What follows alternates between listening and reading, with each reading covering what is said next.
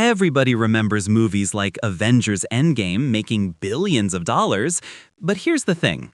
Making $2.7 billion sounds a lot less impressive when you realize Disney spent hundreds of millions just to get there. Meanwhile, some filmmakers spent less money than a luxury sports car and accidentally built some of the most profitable movies in cinematic history.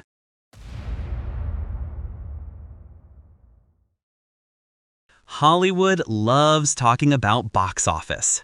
Big number, big headline, big celebration. But box office alone doesn't tell you who actually won. Because spending $300 million to make $900 million is impressive, but it's still only about a 3x return.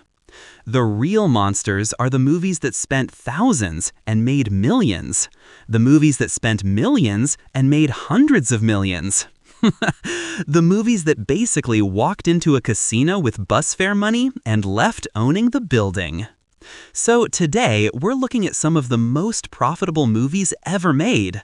Not by total money, by pure, ridiculous return on investment. Napoleon Dynamite. Budget $400,000. Box office $46 million. And somehow, this weird little movie about a socially awkward teenager became a cultural phenomenon. No giant action scenes, no superheroes, no franchise connections, just a guy dancing on stage and drawing ligers. Honestly, if you pitched this movie to a modern studio executive today, they'd probably assume you accidentally submitted your grocery list.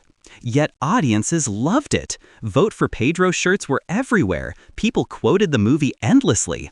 And suddenly, a film made for less than $500,000 turned into a 100+ times return. Not bad for a movie whose main character looked like he forgot to blink for an entire school year. Why are you so sweaty? I've been practicing. Practicing what? Some dance moves. You like dancing?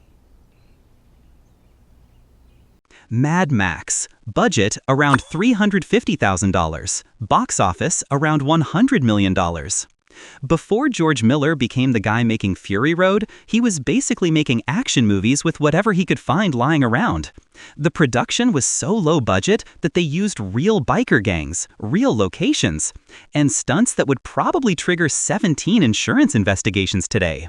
Watching it now feels like witnessing a group of people accidentally invent an entire genre.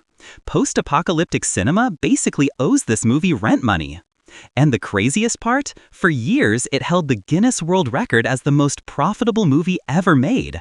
Not because it made the most money, because the multiplier was absolutely insane. El Mariachi. Budget $7,000. No, that isn't missing a zero. $7,000. Robert Rodriguez famously helped finance the movie by volunteering for medical research studies. Which means, technically speaking, this movie exists because somebody looked at a clinical trial and said, you know what, I can turn this into a film career. He shot the movie with almost no resources, no fancy equipment, no massive crew, no Hollywood connections. Just pure creativity and stubbornness.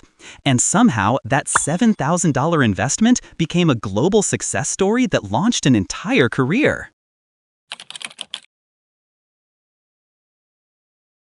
You ever notice how horror movies keep showing up on lists like this? That's not an accident. Horror is basically the cheat code of filmmaking. You don't need expensive CGI, you don't need A-list stars, you just need a dark room, a weird noise, and an audience with anxiety. Saw.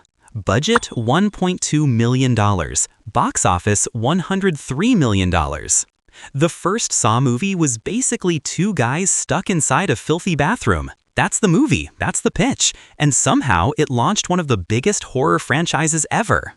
James Wan and Lee Winnell couldn't afford giant sets, so they did the opposite. They trapped the audience in one room.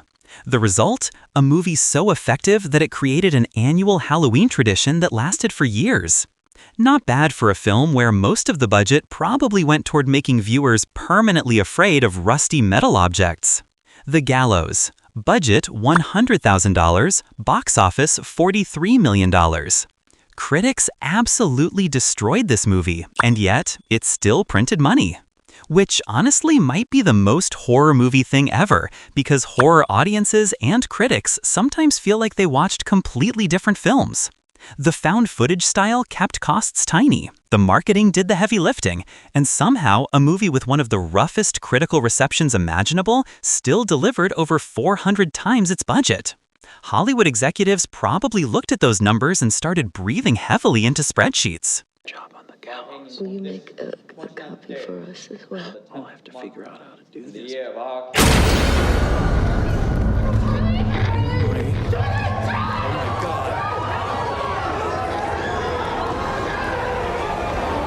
Backrooms. Budget around $10 million.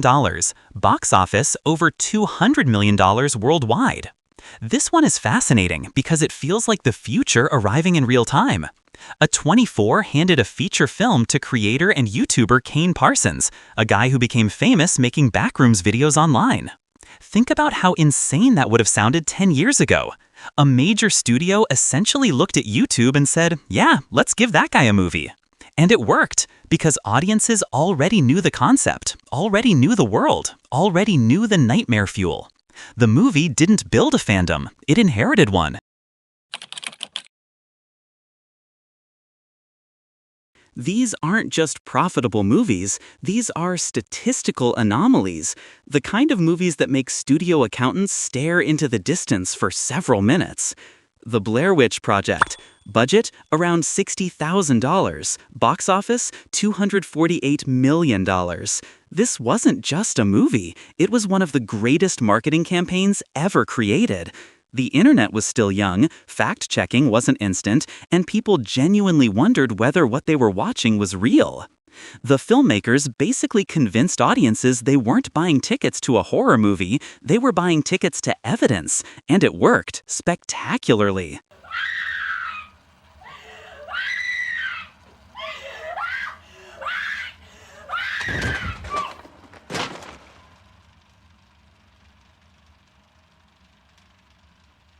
One Cut of the Dead. Budget around $27,000. Box office over $30 million. If you've never seen this movie, do yourself a favor. Don't look up spoilers, just watch it. The less you know, the better. Because what starts as a cheap zombie movie transforms into something completely different. It's one of the greatest examples of creativity outperforming budget, and honestly, it's proof that a brilliant idea will always age better than expensive visual effects. Paranormal Activity. Budget $15,000. Box office $193 million. This is the undisputed king, the final boss, the ROI monster. A movie shot inside a house, using a setup that looked closer to home security footage than traditional cinema. And yet, audiences couldn't get enough. Paramount then launched the legendary Demand It campaign. Fans literally campaigned to bring the movie to their cities, which meant audiences ended up marketing the movie for free. Imagine being the executive who approved a $15,000 horror movie and then watching it earn almost $200 million. You'd probably spend the rest of your career chasing that feeling. Obsession. Budget around $750,000. Box office over $220 million worldwide. One of the newest members of this club, directed by filmmaker and YouTuber Curry Barker. What makes this story so interesting isn't just the profit, it's how it happened. The movie didn't explode because of massive marketing, it exploded because people wouldn't stop talking about it, week after week. Word of mouth kept growing, which is basically Hollywood's version of discovering a perpetual motion machine. And once again, it proved something we've seen throughout this entire list. Audiences care far more about a great idea than an expensive one. No. What? No, don't do that! I thought we were having a nice day! We are.